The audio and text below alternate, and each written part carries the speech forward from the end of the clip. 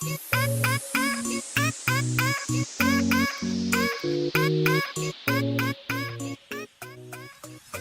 can imitate you.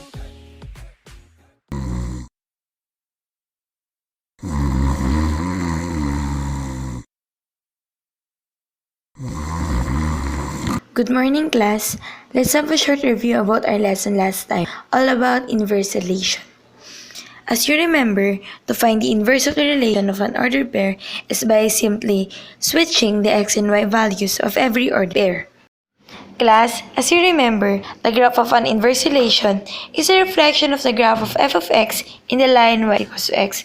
So when we plot the points on the graph, it will look like this.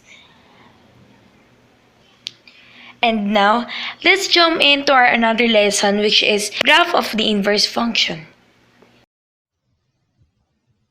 Teka, ano ba yung X and Y na yan? X, Y? Alam mo, hindi porket sinabing x na, ay ibaba mo na sa limot. Kasi kailangan din natin malaman kung y as in kung bakit din tapos. Kasi diba ang hirap kung hindi mo naiintindihan. Kasi siguro, ipinapainin sa'yo yung rason kung bakit ka nahihirapan. Ay, ayoko na nga, tama na ang hugot. Itulong ko na lang kung paano i-solve si x as yung inverse function pala. Ganito lang kasadali yan.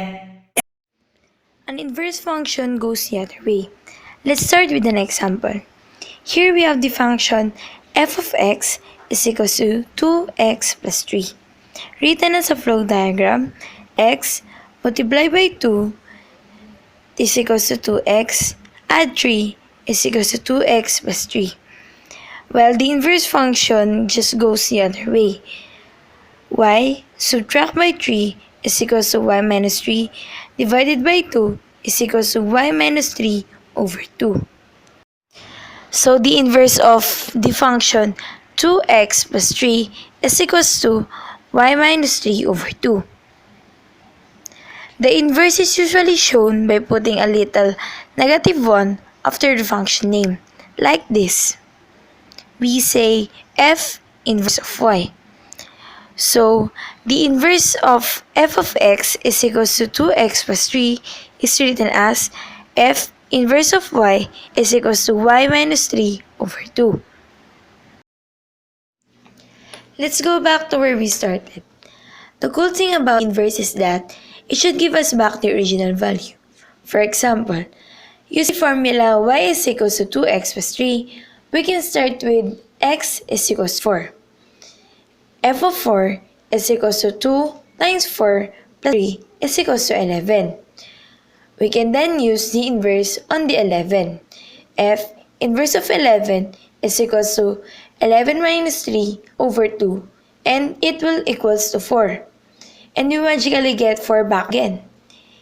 We can also write that in one line. F inverse of f of 4 equals to 4. So applying a function f and then its inverse give us the original value back again.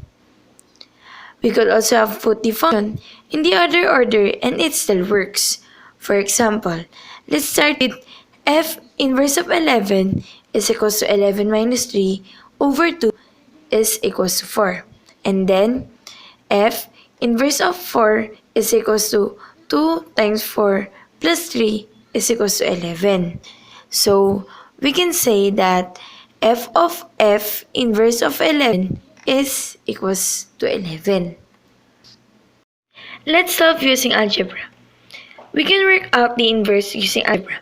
Put y for f of x and solve for x. The function f of x is equals to 2x plus 3. Then, put y for f of x, it will become y is equals to 2x plus 3.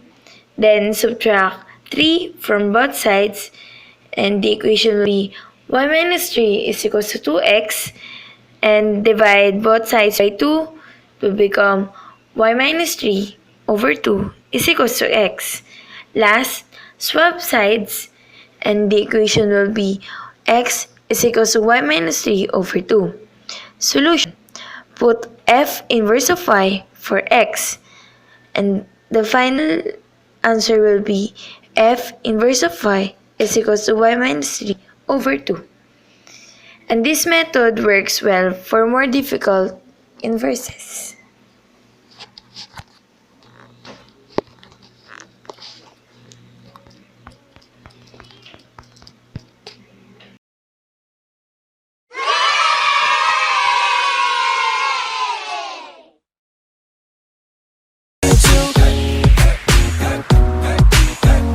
Something special.